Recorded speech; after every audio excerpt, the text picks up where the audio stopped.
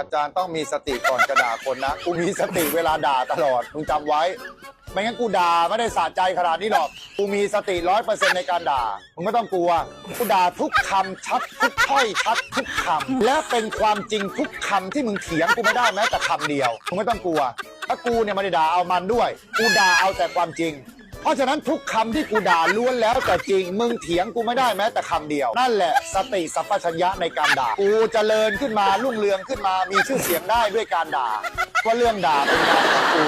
มึงเคยเห็นใครด่าแล้วประสบความสำเร็จบ้างนอกจากกูมึงไปหามาสิมีกูคนเดียวแล้วกูไม่ให้ใครทำด้วยเรียนแบบไม่ได้ก๊อปปี้ไม่ได้มีกูคนเดียวเพียงพอแล้วในประเทศเรื่องการด่าเก็บไว้กูคนเดียวคนอื่นไม่ต้องไม่ให้ผิดพลาดคลาดเคลื่อนในคำด่านั้นได้เลยนี่แหละเรียกว่าสติในการด่า ขอเสียงยินดีกับการมีท่านเจ้า